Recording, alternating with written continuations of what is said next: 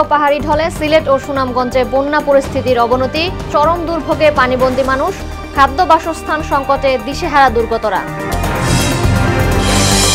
আজও ঢাকা ছাড়ছে মানুষ, পশু কুরবানি দিচ্ছেন অনেকেই। লবণের দাম বাড়ায় প্রভাব পড়েছে চামড়া বাজারে, বিনোদন কেন্দ্রে উপচে পড়া ভিড়। এবং কাল থেকে শুরু হচ্ছে সুপার 8। অ্যান্টিগায় পৌঁছল শান্ত বাহিনী। 21 জুন অস্ট্রেলিয়া এবং 22 জুন ভারতের বিপক্ষে লড়বে টাইগাররা।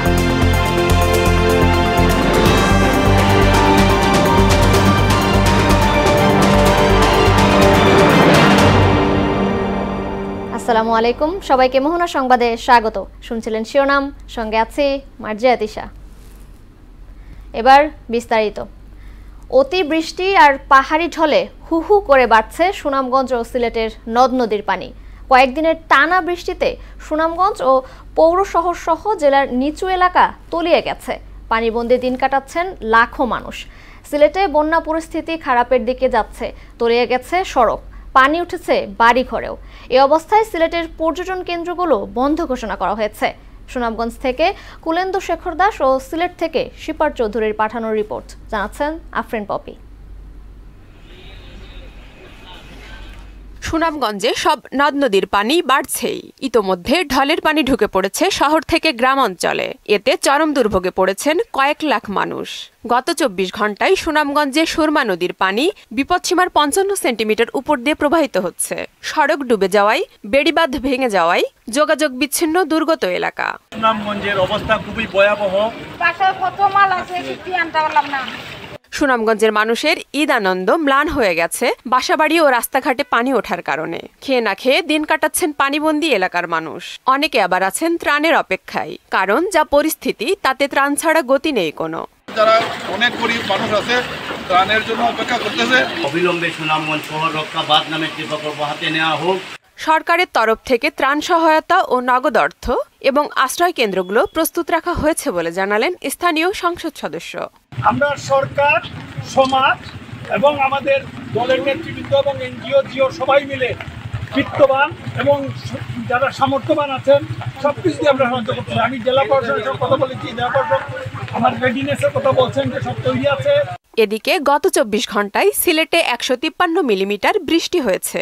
নদ নদী ও হাওড়ে পানি বেড়ে যাওয়ায় নতুন করে গ্রামীণ সড়ক ও উপজেলা সদরের সড়কগুলো তলিয়ে গেছে। বাড়িঘরে কোথাও হাঁটু পানি, কোথাও আবার কোমর সমান পানির মধ্যে বাস করছেন দুর্গতরা।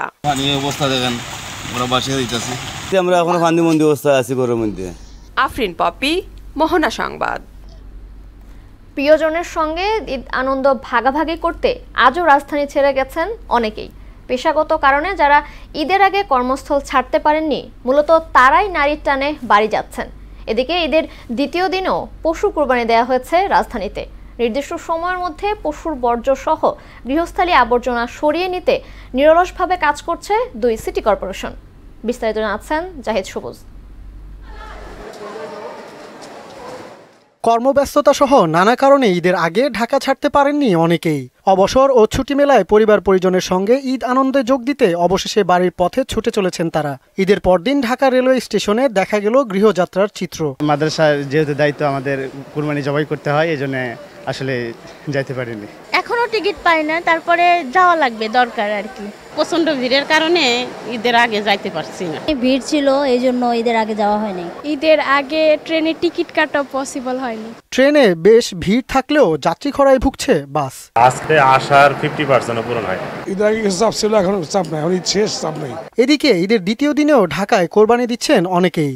আজকে হয়েছে 3টা, আবার আগামীকাল হবে 1টা গরু আর 2টা খাস। গতকালকে কসাইদের পাওয়া খুব রেয়ার ছিল আর কস্ট অনেক বেশি গেছে। 2টা করার কথা ছিল, কিন্তু যে কসাই আমরা ঠিক করছিলাম সে কসাই করতে পারা নাই। পশুর বর্জ্য সহ বাসাবাড়ির আবর্জনা অপসারণে সরব রয়েছেন 2 সিটির জনপ্রতিনিধিরা। নগরবাসীকে স্বস্তি দেওয়ার জন্য আমরা কাজটাকে যেন ব্রত হিসাবে নেই, আমরা সেটি গ্রহণ করেছি। আমরা ঈদকে আনন্দ ঘন পরিবেশকে মাত্রাটাকে আরো বাড়িয়ে তোলার চেষ্টা করে যাচ্ছি। ঘন্টা 2-1-এর মধ্যে যাবতীয় যে সকল বর্জ্য আছে, আজকে যেগুলো কোরবানি হচ্ছে সেই বর্জ্যগুলো আমরা অপসারণ করে ফেলবো ইনশাআল্লাহ। নগর কর্তৃপক্ষের নির্দেশনা অনুযায়ী প্রতিটি এলাকা নির্ধারিত সময়ের আগেই বর্জ্যমুক্ত হবে বলেও জানান তারা। জাহিদ সবুজ, মোহনা সংবাদ, ঢাকা। বাম্পার উৎপাদনের পরও কেজিতে 4 টাকা বেড়েছে কাঁচা চামড়া ব্যবহৃত লবণের দাম। বাংলাদেশ ট্রেনার্স অ্যাসোসিয়েশন বিটিএর অভিযোগ, লবণের সিন্ডিকেট বিসি কর্তৃপক্ষ নিয়ন্ত্রণ করতে পারে না বলেই বাজারের এই অবস্থা। এদিকে এবার ঈদুল আজহার প্রথম দিনে সারা দেশে 1,04,08,918টি গবাদি পশু কুরবানি হয়েছে বলে জানিয়েছে প্রাণী সম্পদ অধিদপ্তর। রেজা খানের প্রতিবেদন। রাজধানীর পোস্তায় এবার কোরবানির ঈদে প্রত্যাশার চেয়েও বেশি পশুর চামড়ার যোগান ও কেনাবেচা হয়েছে। এতে চওড়া হাসি ফুটেছে ব্যবসায়ীদের ঠোঁটে। ঈদুল আজহার প্রথম দিনে সারা দেশে 1,04,08,918টি গবাদি পশু কোরবানি হয়েছে, যা গত বছরের চেয়ে 3,67,106টি বেশি। এসব চামড়ার অর্ধেক পোস্তায় আর বাকিটা সাভার ট্যানারিপল্লীতে সরবরাহ করা হয়েছে।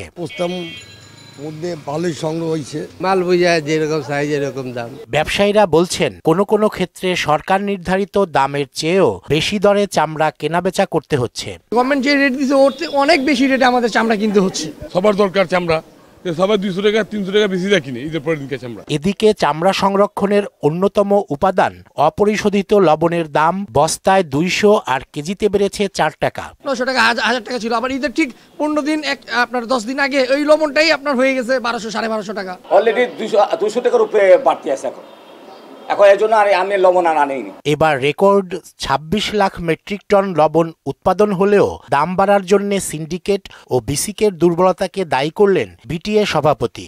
সিন্ডিকেট করে তারা দরটা বৃদ্ধি করে, আপনার এখানে বিসিক তাদেরকে কোনোভাবে কন্ট্রোল করতে পারে না।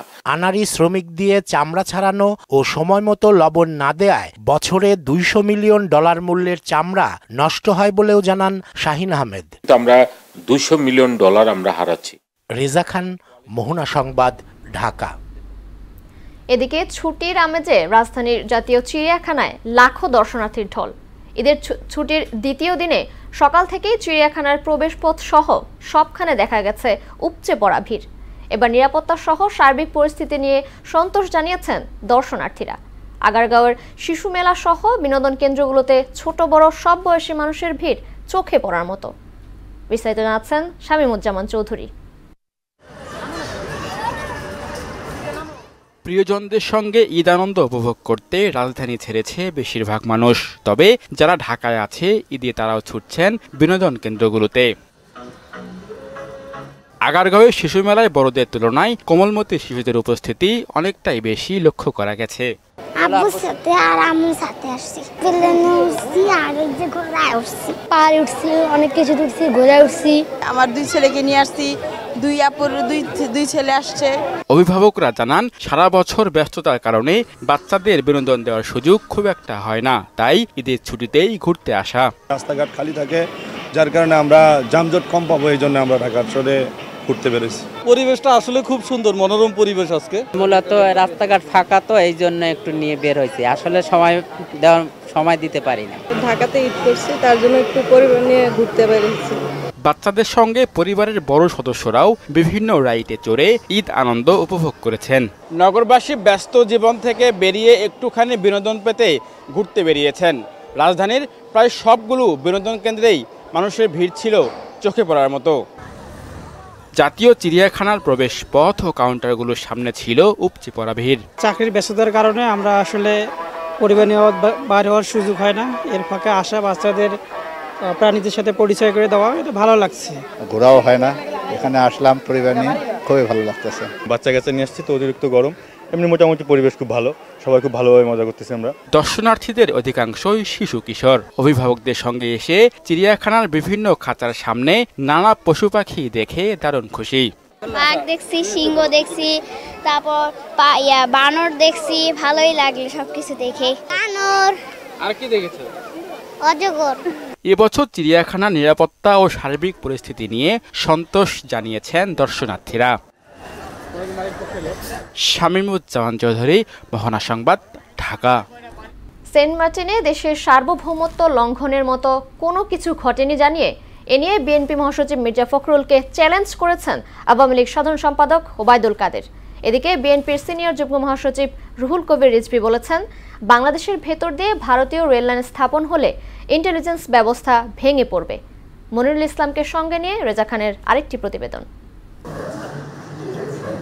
ধানমন্ডিতে দলীয় সভাপতির রাজনৈতিক কার্যালয়ে সংবাদ সম্মেলন করেন আওয়ামী লীগ সাধারণ সম্পাদক। আগামী 21 জুন প্রধানমন্ত্রী শেখ হাসিনার ভারত সফর ছাড়াও দলের প্রতিষ্ঠা বার্ষিকী পালন নিয়ে কথা বলেন তিনি।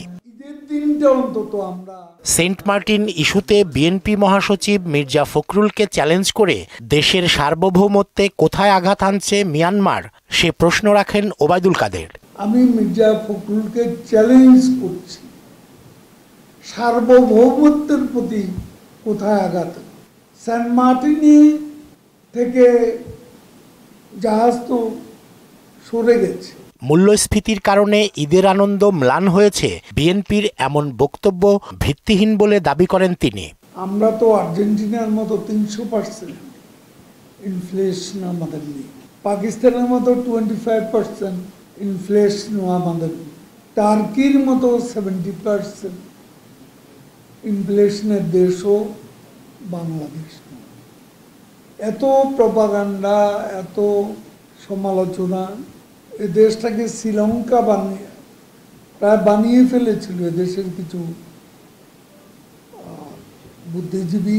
এদিকে নয়াপল্টনে বিএনপির কেন্দ্রীয় কার্যালয়ে এক সংবাদ সম্মেলনে বক্তব্য দেন দলের সিনিয়র যুগ্ম মহাসচিব রুহুল কবির রিজভী। দেশের ভেতর দিয়ে ভারতীয় রেল লাইন স্থাপনে সরকারের উদ্যোগের সমালোচনা করেন তিনি। বাংলাদেশের একেবারে বুকের উপর দিয়ে রেলওয়ে নেটওয়ার্ক গড়ে তুলবে, তাদের কাছে বাংলাদেশের সার্বভৌমত্বের চাবি তুলে দেওয়া হবে এই স্থাপনার মাধ্যমে। মূল্যস্ফীতি, রিজার্ভ ও ডলার সংকট সহ খেলাপি ঋণ নিয়েও কথা বলেন রিজভী। রিজার্ভের ভয়াবহ পতন।